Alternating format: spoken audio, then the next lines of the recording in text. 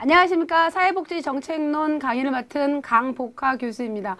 여러분 정말 너무 반갑습니다. 사회복지사 1급을 여러분들 신청하시고 얼마나 마음이 떨리세요. 또 이렇게 추세를 쭉 보면 사회복지사 1급이 굉장히 어려워졌다, 쉬워졌다 이런 리듬을 계속 타고 있기 때문에 여러분들이 어떻게 준비해야 될지 참 모르실 때 많으실 겁니다. 이 시간에는 사회복지정책론 제3교시죠. 어떠세요?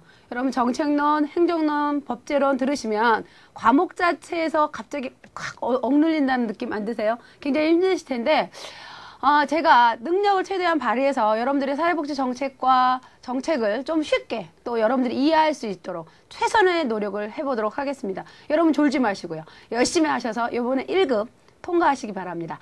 오늘 이 시간 사회복지 정책에 관련된 개념부터 정의를 하고 나갈 텐데요. 오늘 학습적인 내용 쭉 한번 먼저 살펴보고 시작하겠습니다. 첫 번째, 사회복지 정책이란 도대체 무엇인가?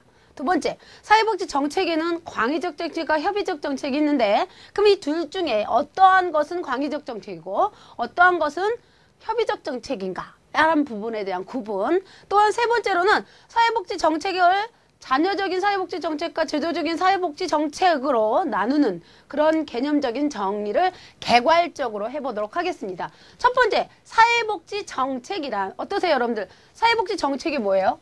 근데 사회복지 정책이라는 말 자체가 굉장히 신조어예요. 여러분들 현대사회에 넘어오면서 어떠세요? 많은 언어들이 만들어지고 조합되고 빼지기도 하고 정말 듣도 보도 못한 용어들이 많지요. 마찬가지입니다. 사회복지라는 과목 자체가 좀 우리가 좀 낯설어요. 왜요? 우리가 이제 워낙에 사회복지라는 말을 듣긴 들었지만 사회복지 자체가 굉장히 낯설어요. 왜 낯설어요? 왠지 그 말은 사회라는 말은 들어봤고 복지란 말은 들어봤지만 이것을 합성한 사회복지라는 말은 굉장히 낯설어요. 그러다 보니까 우리 사회복지 정책을 정의하는 데도 굉장히 한계가 있죠. 왜 한계가 존재하죠? 사회복지라는 말을 정의하기에는 굉장히 나라마다, 국가마다, 문화마다, 사회마다 다르게 정의를 하고 있어요. 또 우리나라만 사회복지 정책이란 말을 쓰고 또 영국은 사회정책이란 말을 쓰고 또 사회행정이란 말을 쓰고 굉장히 용어가 다양해요. 그러다 보니까 도대체 어디까지를 사회복지라고 볼 것인가, 사회복지를 무엇이라고 볼 것인가에 대한 궁금증, 궁금하죠? 이런 것들이 존재하고 있다는 거죠. 그래서 여러분들이 생각할 때 오늘 이 시간 사회복지 정책이란 말을 우리가 이걸 뭉뚱그려서 하나로 개념을 정리하기에는 너무나도 많은 학자들의 의견과 한계가 놓여져 있어요. 그래서 우리가 쉽게 이거 개념 세 가지를 정리해 놓고 보도록 하겠습니다. 첫 번째, 사회가 뭐예요? 공동체. 공동체가 뭐야? 나 하나가 공동체예요? 아니요. 나 하나고 하나 이상, 둘 이상의 사람들이 모여서 구성된 조직? 이게 사회예요. 그러면 다시 말해서 이걸 뭐라 그러지? 공동체라고 하지. 또 뭐라 그래? 이거를 집단이라고 하지. 그죠? 그래서 이걸 뭐라 그래? 집단주의라는 말도 쓰죠. 이제 나중에 선생님들이랑 여러분들이랑 저랑 공부를 할 때 복지국가 유형을 나눠요. 복지국가 유형을 나눌 때 적극적인 집합주의, 소극적인 집합주의라는 집단이 아니라 집합이라는 용어를 자꾸 쓸 거예요. 그래서 집합이란 건 집단이라는 개념하고 공동체라는 개념하고 같은 맥락에서 보시면 될 것 같습니다. 공동체다. 둘 이상의 사람이 모여있는 그것이 사회이다. 그러면 복지는 무엇이냐? 복지라는 것은 템플이라는 사람이 최초로 사용했었죠. 근데 이 복지란 용어 자체가 뭐예요? 잘 먹고 잘 사는 거. 편하게 말하면 잘 먹고 잘 사는 거. 좀 이렇게 있게 보이게 하려면 인간다운 생활할 권리, 또 뭐라고 해요? 그것을 풍요로운 삶, 삶의 안녕, 그 다음에 삶의 질의 향상, 뭐 이런 용어로 쓰죠. 그러니까 한마디로 안녕의 상태다. 풍요로운 삶이다. 풍요로운 삶, 안녕의 상태다. 뭐 이런 것으로 정의할 수 있죠. 그러니까 사회복지라는 말은 어떻게 정의할 수 있어? 공동체가 안녕의 삶을 사는 거구나. 공동체가, 사회라는 집단이 아주 풍요로운 삶을 사는구나. 만족한 상태를 사는구나. 질적으로 넉넉한 삶을 사는구나가 바로 뭐다? 사회복지이다. 그러면 사회복지라는 말은 여러분들이 조금 구분해서 좀 사용을 하셔야 될 것 같아요. 왜요? 사회복지란 말이 있고 사회사업이라는 말이 있거든. 사회사업. 여러분 사회사업이란 말 들어보셨죠? 사회사업, 사회복지 서비스, 그 다음에 사회복지사업 뭐 이런 용어도 들어있어요. 그러니까 여러분들 사회복지 뭐 개론 시간에 많이 들으셨을 텐데 이것들의 개념은 사회복지라는 말이 더 상위의 개념이에요. 즉 다시 말해서 이것들은 하위의 개념이에요. 다시 말하면 사회복지는 뭘 추구하는 거냐면 바람직한 사회, 또 사회사업이나 또는 사회복지 서비스나 사회복지 사업이란 말은 어때요? 이 세 가지가 용어가 좀 다른 것 같은데 같은 의미를 내포하고 있어요. 뭐냐면 이 세 가지는 하나, 둘, 셋. 이거는 바람직한 개인을 말하고 있다. 그러니까 바람직한 개인을 만들기 위한 서비스, 바람직한 개인을 위한 사업, 바람직한 개인을 위한 사회복지 사업 이렇게 얘기하시면 돼요. 그러니까 이것들이 모여서 어떻게 된다? 사회복지라는 바람직한 사회를 만들기 위한 하나의 요소예요. 여기서 나중에 여러분들 보시겠지만 이 말은 그냥 하나로 써요. 사회복지 사업이란 말로 그냥 통일적으로 사용하고 있거든요. 여기에 공공부조도 들어있고 사회보험도 들어있고 많은 것들이 여기 들어있어요. 그 중에 하나예요. 이게 사회복지 서비스나 사회 서비스라는 말 자체가. 그래서 사회복지라는 용어는 이렇게 사용되고 있다. 그렇죠? 그래서 사회복지의 개념 정리하셨죠? 어떻게 된다고요? 사회복지란 뭐다? 아하, 공동체가 다 같이 잘 사는 것. 공동체가 풍요로운 삶을 사는 것. 이거 정도라고 생각하시면 될 것 같습니다. 그러면 우리는 하나 남았어요. 뭐가? 정책이란 용어가 남았어요. 정책이 도대체 무엇이냐? 정책이란 여러분들 정책 그러면 옛날에는 여러분들 노인 부양 문제 이거 문제였어요? 아니었어요. 이거는 지금은 사회 문제예요. 근데 옛날에는 그게 사회 문제였어요? 모든 사람이 골치 아파했고 힘들어했고 아파했고 어려워했어요? 아니요. 모든 사람들이 각자 자기가 알아서 해결했어요. 걔중에 그때도 문제는 있었던 사람들이 있었겠지요. 그런데 그중에 몇 사람, 한두 사람 그 사람들만 이것이 문제다, 아프다, 힘들다, 어렵다라고 얘기를 했지만 이 노인 부양 문제, 그 노인 부양 문제를 옛날에는 개인 문제였어요. 개인 문제였는데 좀 지우고 갈게요. 개인 문제였는데 그게 뭘로 바뀌었어? 개인 문제가 사회 문제로 바뀌었지. 개인 문제가 사회 문제로 바뀌었어. 사회 문제로 바뀌니까 사회 문제라는 것은 누가 책임져야 돼? 공동체가. 그러니까 국가를 중심으로 하는 사회를 구성하는 지자체라든지 거기 안에 살아가고 있는 모든 사람들이 이 문제가 정말 문제야. 그러면 이 문제를 어떻게 해야 돼? 해결해야 돼. 여러분 문제라는 게 뭐예요? 문제라는 말 딱 들었을 때 이게 문제야. 그러면 이 사람이 이게 문제야 라고 말할 때 그 속에 뭐가 들어있어? 아, 이 문제를 정말 해결해야 되겠구나. 또 문제는 그 해결하려는 의지가 있어야 되고 그 문제에 대해서 심각성을 인식할 때만 문제가 가능하거든. 많은 사람이 또 관심을 가져야 하고 이게 문제야. 그래서 어쨌건 개인 문제가 뭘로 바뀌어? 사회 문제로 바뀌어. 그러면 사회 문제로 바뀌고 이 사회 문제가 여기 안에 누가 개입해? 이 사회 문제이기 때문에 이 문제를 해결해야 되니까 많은 주체들, 즉 이것을 해결하는 많은 사람들이 개입을 해. 아 이거 그러면 대표적인 사람이 누구야? 정치인이야. 개입을 해. 그러면 이것이 이 사회 문제가 정치인의 도마 위에 오르죠. 그럼 그걸 뭐라 그래요? 아젠다라고 하죠. 아젠다. 이제 나중에 이제 구체적으로 사회복지 정책 형성 과정 배울 때 같이 하실 거예요. 아젠다가 형성이 돼요. 이 아젠다가 형성이 되고 이 아젠다가 형성이 야 이거 문제래, 저거 문제래, 저거 문제래. 그럼 문제라고만 이야기 뭐해? 그 문제를 어떻게 해야 된다고? 해결하려는 의지가 있을 때 그걸 뭐라 그런다고? 문제라고 했잖아. 그러면 이걸 해결해야지. 해결하기 위해서 대안을 모색하는 거야. 대안을 한마디로 모색해보는 거야. 야, 이 문제 어떻게 해결할까? 야, 만약에 노인 부양 문제 해결하려면 감세 정책 쓸까? 노인 장기 요양보험 쓸까? 아니면 노인들에게 싱가포르처럼 아파트를 지어줄까? 뭐 이런 식의 것들이 쭉쭉쭉쭉 나오겠죠. 근데 이런 많은 대안들 A 대안, B 대안, C 대안이 있어. 그러면 이 A, B, C라는 이 모든 대안을 다 쓸 수 있을까? 아우, no. 그렇지 않죠? 그러니까 뭐를 해요? 이 중에 하나를 선택해요. 예를 들어 A라는 걸 선택했어. 그랬더니 이걸 뭐라 그래? 정책이라고 해. 그것을 뭐를 했어? 결정을 했어. 정책 결정을 했어. 근데 중요한 것은 정책 결정한 다음에 좀 칠판이 좁네요. 그 다음에 집행을 하고 집행한 다음에 또 뭐라 하지? 평가를 한다는 거죠. 그죠? 이런 단계를 거쳐요. 그 중에 우리가 정책이라는 개념만 좀 정의하고 나가면 되겠죠. 정책이란 게 뭐야? 많은 대안들 중에 이걸 하면 어떤 효과가 나타날까? 이걸 하면 어떤 효과가 나타날까? 어떤 것이 훨씬 더 우리 상황과 현상 속에서 가장 안성맞춤인 적절한 정책일까? 이것을 고민하는 거예요. 그래서 어떻게? 그 중에 하나의 선택한 하나, 그게 뭐야? 아, 그게 정책이야. 대안을 어떤 사람들은 정책이라고 해요. 이건 정책이 아니에요. 한마디로 이 중에 선택된 거 하나. 누가 결정해? 동네 아줌마가, 동네 아저씨가? 할머니가, 할아버지가? 아이가? 아니, 누가 결정해? 정책 결정자가 있죠? 그쵸? 결정자. 어떤 사람이야? 권위 있는 결정자.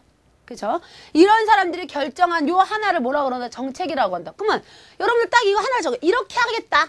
이런 방법으로 하겠다라고 딱 정했어. 그럼 어떻게 해야 돼? 그 다음엔 이것이 일괄적으로 쭉 진행이 돼야 되죠. 그죠? 일괄적으로 진행이 돼야 되고 그 문제를 해결하기 위한 지침이라든지 나름의 뭐 노력이라든지 계획이라든지 이런 게 나와야 되잖아.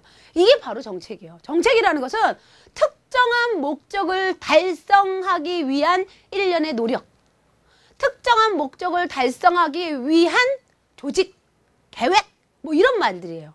그러면 정책이라는 개념이 생겼어. 아, 정책이란 것이 이거구나. 문제를 해결하기 위한 어떤 특정한 목적을 달성하기 위한 일련의 노력이구나 했어.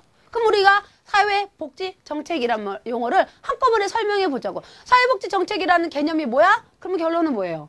아, 사회복지정책이라는 것은 공동체가 잘 먹고 잘 살기 위한 일련의 노력이다. 공동체가 풍요로운 삶을 살아가기 위한 일련의 계획이다. 그죠? 이렇게 정의하면 되는 거예요. 그러니까 사회복지라는 말 자체, 사회복지 정책이라는 말 자체가 그것이 목적이 되는 거죠. 정책의 목적. 그죠? 사회, 공동체가 잘 먹고 잘 살기 위한 하나의 정책을 말한다라고 보시면 되겠습니다. 정리되셨죠? 이렇게 사회복지 정책의 이러한 룰, 틀을 갖고 있다는 거 여러분들 꼭 기억하시고, 특히 사회복지라는 용어하고 사회사업, 또 사회복지 서비스, 그러니까 유사 용어라고 배우셨을 거예요. 비슷한 말. 이것들이 존재해요. 있어요. 근데 여러분들이 그거 갖고 헷갈리면 된다, 안 된다? 안 된다. 어떤 게 더 큰 의미? 사회복지라는 용어가 더 큰 의미. 요거인 거 꼭 기억하시기 바랍니다. 두 번째, 사회복지 정책. 우리 이제 두 가지 남았어요. 여러분, 이게 두 가지가 남았는데, 여러분, 지금 빨리 신경 쓰시고, 전체 바짝바짝 차리셔서, 이거 개념 빨리 이 시간, 나중에 공부해야지. 아니에요. 이 시간은 빨리 입으로 얘기하시고 손으로 쓰시고. 저는 이제 수업을 할 때 항상 그래요. 1급 특강을 많이 하고 다니는데 제가 가만히 있지 않게 해요. 왜냐하면 입으로 말하게 하고 손으로 쓰게 하고 눈으로 보게 하고 귀로 듣게 하고. 그러면 이걸 다 해도 우리한테 남는 건 75%밖에 없대요. 그러니까 여러분들 이 시간 정신 바짝 차리시고 이 시간에 이 과목 요 개념은 끝내고 가리라 라는 각오와 다짐을 가지시기 바랍니다. 두 번째 볼게요. 두 번째는 뭐야? 사회복지 정책에는 두 가지가 있다. 어떤 정책? 협의적인 정책과 광의적인 정책이 있다. 그러면 협의적인 정책이다. 협의적 정책. 또 광의적 정책. 그러면 협의적인 정책은 뭐야? 좁은 의미의 정책이라는 거지? 그 다음에 광의적인 정책은 뭐야? 아, 넓은 의미의 정책이다. 근데 협의적인 정책은 딱 봐도 압니다야. 다시 말해서 여러분들 사회복지, 풍요로운 삶, 공동체가 풍요롭고 잘 먹고 잘 사는 삶 그렇게 얘기했잖아. 그러면 이 부분에 대해서 여러분 어떻게 생각하세요? 그럼 이 사람들이 잘 먹고 잘 살려면 어떻게 해야 돼? 소득도 보장돼야 돼. 그지? 그 다음에 뭐가 있어야 돼? 주택도 있어야 돼. 또 뭐가 있어야 돼? 건강도 보장돼야 돼. 등등등등등등. 딱 이름만 봐도 뭐야? 아하, 이게 사회복지. 즉 풍요로운 공동체가 풍요로운 삶을 살아가기 위한 것이구나. 이것들이 필요하구나. 느낌 팍팍 오시죠? 그 느낌 알잖아. 그치? 이렇게 진행되시는 거예요. 그런 식으로 진행한다라는 거. 그래서 협의적 정책이다? 이건 그러니까 제목만 봐도 아하, 이게 사회복지하고 아주 직결돼 있구나, 연결돼 있구나 라고 하는 거죠. 두 번째 보자. 광의적 정책. 그러면 협의적 정책이라는 것은 이름만 딱 봐도 압니다인데, 그러면 광의적 정책은 뭐냐? 광의적 정책은 뭐예요? 이거는 이름만 들어서는 이게 사회복지 정책이야? 아니, 공동체가 잘 먹고 잘 살고 풍요로운 삶을 살아가기 위한 정책이야? 이렇게 볼 수 있는 거. 이게 뭐야? 보자. 여러분, 세 가지 정책밖에 없어요. 이거는 외워야지 뭐. 근데 이해하고 외우세요. 그냥 외우지 말고. 우리가 보통 달달달, 제가 이제 뒷부분 가면 베버리지 보고서는 나무에 불이 나서 결국엔 질질 맸어 이러면서 암기하는 방법을 자꾸 제가 여러분한테 말씀을 드릴 거예요. 그런데 이것만큼은 그냥 우리가 이제 정책을 공부할 때 항상 여러분들 뭐 이해하셔야 될, 그러니까 알고 가셔야 될 부분이 이해하고 암기하는 거고 그냥 무턱대고 암기하는 거 별로 그렇게 긍정적인 측면은 아니에요. 자꾸 생각해 봐야 돼. 생각해. 특히 이제 뒤에 가면 막 정책이라는 측면이 뭐 상반된 시각 뭐 여러 가지 것들이 있어. 국가가 왜 개입했지 막 이런 그런 궁금증, 퀘션을 막 준단 말이에요. 그렇기 때문에 생각을 하고 외우는 거하고 그냥 외우는 거 틀려요. 보세요. 사회복지 정책에서 광의적 정책이란 크게 세 가지가 있대요. 교육 정책. 두 번째. 노동 정책. 세 번째, 조세정책. 이 세 가지가 바로 사회복지 정책이래. 어때요? 소득, 건강, 주택 뭐 이거는 딱히 우리가 잘 먹고 잘 살고 풍요로운 삶을 살고 인간다운 삶을 살려면 이거 필요해. 근데 교육이? 노동이? 또는 조세가? 이게 어떻게 사회복지 정책이라고 이야기할 수 있을까? 고민되시죠? 이 고민이 바로 여러분들이 하셔야 될 고민이세요. 여러분들 하셔야 돼요. 왜 이렇게 될까? 그러니까 그냥 하지 마시고 교육이 왜 사회복지 정책일까요? 여러분들 생각해 보세요.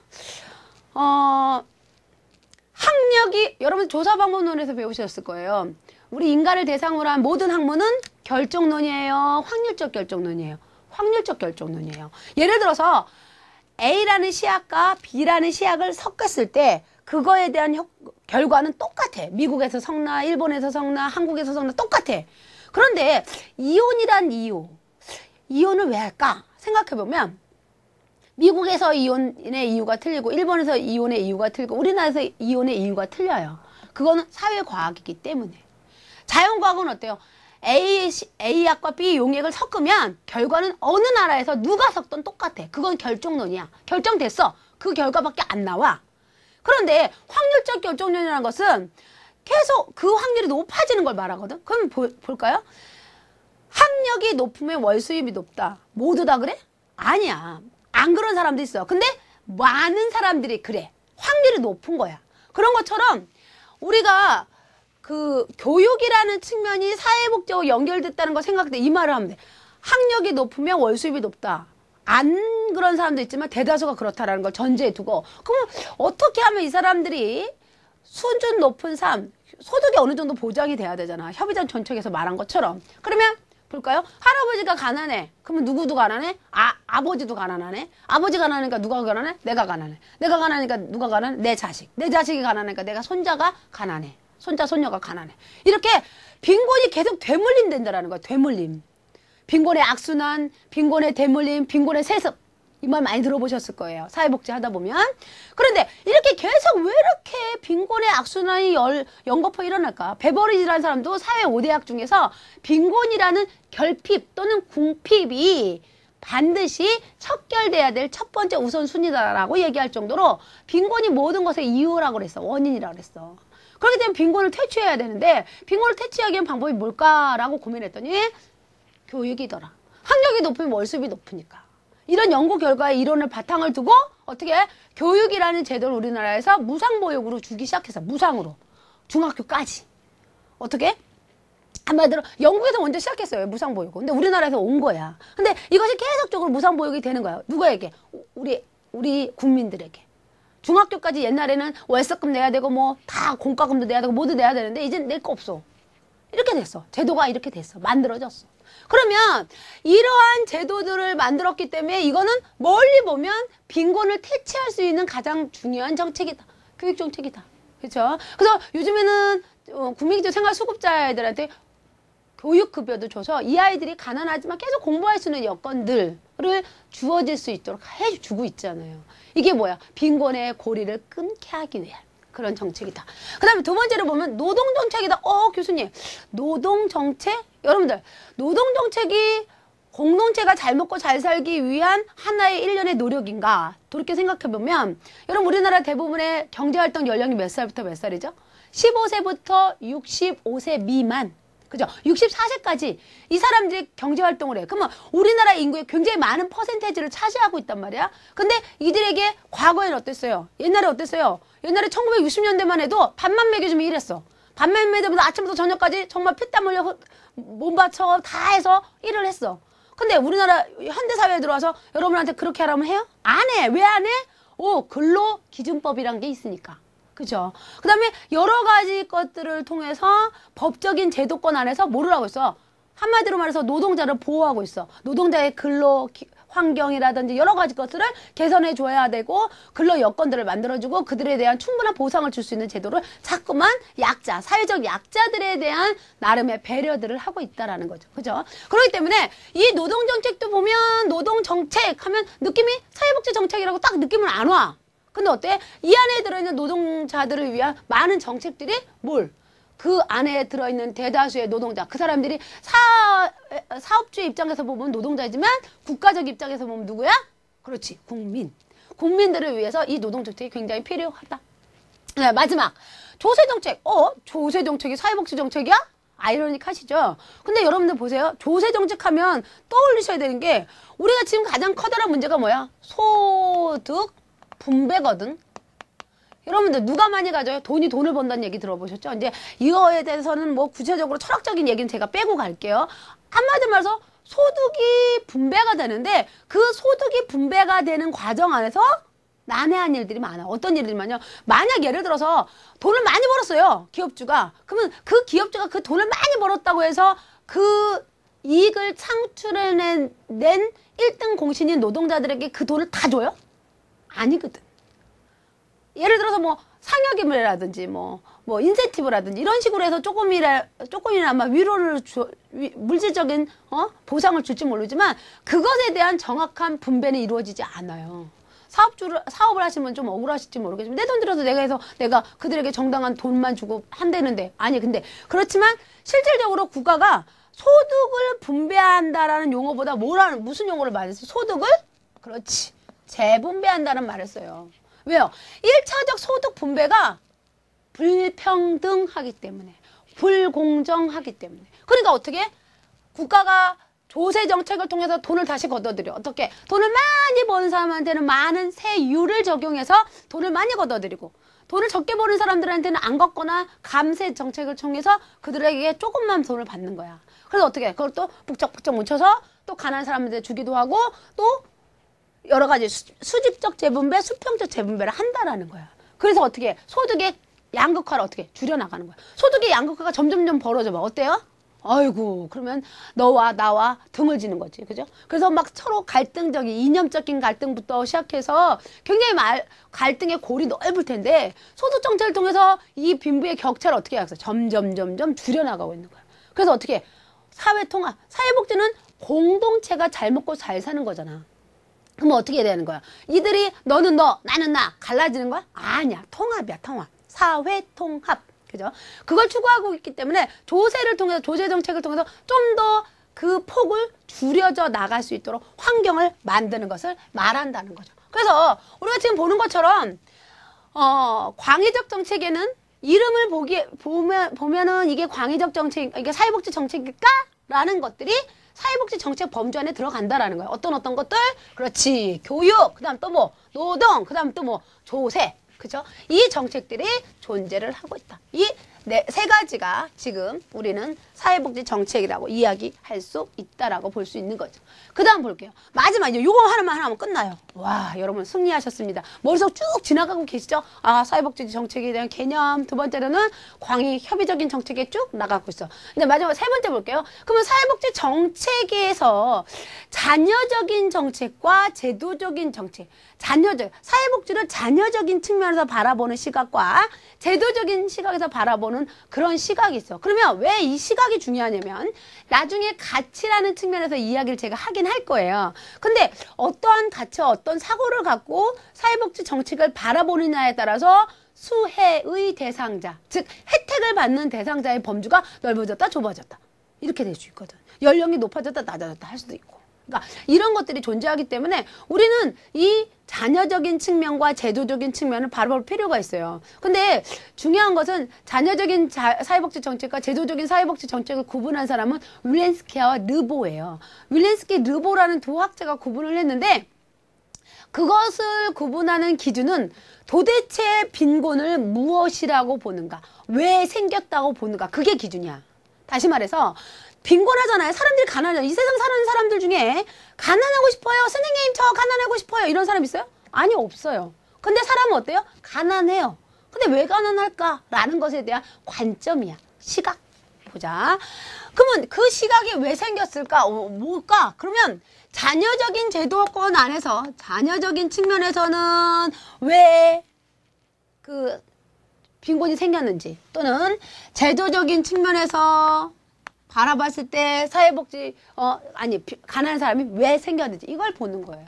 첫 번째 볼게요. 자녀적인 제도. 자녀적인 제도는요, 자녀적인 복지 정책은 자녀라는 측면에서 볼 때 빈곤의 원인을 누구에게 찾냐면 개인에게 찾아요. 개인. 너가 게으르잖아. 너가 가난하잖아. 너가 노력 안 했잖아. 너가 일 안 했잖아. 이렇게 보는 거야. 빈곤, 사람들이 가난할 수 있잖아요. 근데 그 가난의 원인을 뭐라고 본다? 누구한테 본다? 개인. 그 개인 규책 사유라고 해. 너 때문이야. 그죠? 그런데 제도적인 사회복지 정책에서는 그렇게 보지 않나요? 이 사람들이 가난한 것이 결코 개인적인 노력의 부재라든지 그 다음에 뭐 그들의 여러 가지 측면이 부족해서 이 사람들이 가난해졌다고 보지 않고요. 사회 규책 사유로 보고 사회가 이들을 가난하게 만들었다. 어때요? 이 말 딱 들으면 여러분 공감하십니까? 어려우시죠? 왜냐하면 이들이 주장하는 내용은 이거예요. 사람들이 일하고 싶어도 뭐가 없어? 일자리가 없는 거야. 사람들이 일하고 싶은데 일할 욕구도 있고 능력도 있는데 아무리 눈 씻고 찾아봐도 일할 것이 없어. 그러니까 나는 뭐야? 수입이 없는 거야. 수입이 없다는 건 어떻게? 가난하게 되는 거야. 그래서 규책 사유 자체를 뭘로 보고 있냐면 사회 구조에 있다고 보는 거야. 그 다음에 두 번째, 그러다 보니까 자녀적인 제도에서는 개인 너 때문에 너가 가난하니까 굉장히 협의적인 의미에서 서비스가 제공돼. 즉, 요 보호자들. 그러니까 보호를 필요로 하는 사람들에게만 서비스가 제공이 돼. 그러나 제도적인 측면에서 모든 사람들을 가난하게 할 수 있는 조건을, 사회 구조를 갖고 있기 때문에 국가는 어떻게 해야 돼? 이들에 대한, 전 국민에 대한 대책을 마련할 필요가 있겠죠. 그렇죠? 모든 상황에서 사회적 안전망이라 그러죠. 사람들이 그물망 또는 안전망이라 그러는데 빠져나가지 않게. 그래서 모든 이런 경우에도 걸려서 국가적인 서비스를 받을 수 있게, 저런 경우도 걸려서, 그러니까 걸린다라는 거는 이렇게 걸러져서 이 사람들이 그 밑으로 빠져나가지 않게 그러니까 일탈되지 않도록 도와주는 거지. 그래서 전 국민을 대상으로 하고 있고요. 그 다음에 여기는 그러다 보니까 너가 책임이잖아. 그러니까 치료적이야. 사후적인 접근을 해. 사후적 접근을 해. 치료적이라는 것은 여러분들 안 다쳤는데 약 발라요? 아니죠. 다친 다음에 약을 발라. 그게 사후적이야. 그러니까 너가 할 만큼 다 해봐. 너 해봐라. 너가 할 수 있는, 너가 뭐 너의 능력도 팔아보고, 너의 노동력도 팔아보고, 너의 집도 팔아보고, 뭐 너의 좀 집도 좀 줄이고, 또 그 다음에 자동차 좀 팔아서 네의 가난을 네가 스스로 구제해. 왜? 빈곤의 원인이 너에게 있기 때문에 이렇게 하는 거야. 그러다 보니까 사후적이고 치료적인 접근을 해요. 그러나 얘는 한마디로 제도적 자체가, 구조 자체가 인간을 가난하게 만들었으니까 예방적이고, 또 어떻게 사전적으로 접근을 하는 거지. 차원이 좀 틀리죠. 그죠? 접근을 해. 그래서 자녀적인 사회복지 정책에서 제일 많이 발달되는 게 공공부조야. 그 다음에 제도적인 측면에서 발달하는 게 뭐야? 그러니까 사회보험이야. 사회보험. 또는 뭐 수당, 뭐 이런 것들. 이런 것들이 쭉 발달되기 시작한다라는 겁니다. 실질적으로 이런 것들이 이제 쭉 진행해 나가고 있어요. 그러니까 자녀적인 제도와 제도적인 제도에서 보는 관점이 틀려요. 근데 보세요. 공공부조를 주었다라는 것은 자녀적인 관점에서 어떻게 주는 거냐면, 교수님, 공공부조가 뭐예요? 이제 뒤에 가서 좀 자세히 설명하겠지만, 빈곤선 아래로 가는 것. 빈곤선 아래로 가는 거야. 예를 들어 4인 가족 기준으로 해서 200만 원이 필요해. 근데 이 200만 원이 없어. 이 가정에. 그러니까 가족 단위로 지원하거든. 그러니까 없어. 그래서 이 사람들을 뭐라 그래? 빈곤층, 절대 빈곤층이라고 하지. 그 빈곤층에게 국가가 한마디로 의료적인 서비스, 그 다음에 주택적인 서비스, 그 다음에 생계를 유지할 수 있는 서비스, 이런 모든 급여를 막 주는 거야. 근데 그때 왜 주느냐? 아니, 저 사람이 개인적으로 저 사람이 스스로 노력 안 해서 가난하게 됐는데 그 사람한테 왜 그런 서비스를 주느냐? 이런 그러니까 자녀적인 제도에서 공공부조 정책을 하거든. 근데 왜 그러느냐? 라고 의문하시죠. 그게 뭐냐면 사회 질서를 유지하기 위해서. 예를 들어 가난해요. 내가 가난해. 먹지 못했어. 그러면 나는 내가 먹을 게 없어. 이제 하루 굶고 이틀 굶고 3일 굶고 4일 굶고 5일 굶고 깨끗딱 죽어? 아니야. 그렇지 않아. 사회 질서를 문란시켜. 남의 것도 훔치기도 하고. 왜? 그러니까 때로는 사회 질서를 문란시킬 수 있는 다분한 요소를 갖고 있어. 그렇다고 뭐 가난하신 분이 다 그렇다는 거 아니라 하여튼 그럴 수 있는 요지가 크지요. 그러다 보니까 국가가 공공부조 정책을 통해서 절대 빈곤층 아래 있는 사람들에 대해서 뭐 하고 있는 거야? 공공부조를 줘서 사회 질서를 유지시키기 위해서 이 제도를 만든 거야. 그런데 여기는 뭐야? 국가 자체가 뭐 하고 있어? 구조 자체가 그 사람을 가난하게 만들고 어렵게 만들었기 때문에 그 사람들을 위해서 뭐를 하는 거야? 사회적 예방적 차원. 이런 보험이란 거 봐봐. 보험. 이런 보험 왜 들어? 단순한 예를 들어 암보험 왜 들어요? 안 걸리려고? 아니지. 혹시나 나에게 올지 모르는 위험. 그죠? 암이라는 위험. 그것을 대비해서 우리는 보험에 들어요. 그래서 어떻게 해요? 나중에 내가 정말 뭐 이러면 안 되겠지만 암에 걸렸을 때 어떻게 그것을 받아서 경제적인 가정에 갑자기 어려워지지 않도록 하기 위한 방안이라는 거죠. 그래서 예방을 하는 거야. 예방. 그래서 이거 제도적인 측면에서는 사회 구조가 인간을 가난하게 만들 수밖에 없는 사회 구조를 갖고 있었기 때문에 국가가 이런 부분에서 개입을 해서 사회보험제도를 발달시키고 수상제도를 발달시켜서 그들에게 뭐를 해? 소득, 의료, 주거, 주택 뭐 이런 모든 것들을 보장해 주는 것이라는 거죠. 오늘 여러분 이 시간 우리는 이거 3가지를 배웠어요. 여러분들 머릿속에 스크린처럼 지나가야 돼. 첫 번째, 사회복지 정책의 개념을 배웠다. 두 번째, 광의적, 협의적 정책을 배웠다. 세 번째, 자녀적, 제도적 정책의 유형을 배웠다. 여러분들 시간마다 하실 때 이 모든 것들을 그 시간에 딱 암기한다 드시고 혹시나 한 번 들어서 이해가 안 되면 그 1강을 쭉 들어야 돼. 왜냐하면 이 1강에 대한 충분한 이해가 없이 2강을 탁 넘어가시잖아요. 그러면 그 다음 강의가 이해가 안 돼. 그래서 처음부터 끝까지 힘드시지만 꼼꼼히 들으시고 챙기시고 들으시고 보시고 쓰시고 입으로 말하시고 그래서 여러분들이 1급 자격증 취득하시기 바랍니다. 화이팅! 수고하셨습니다.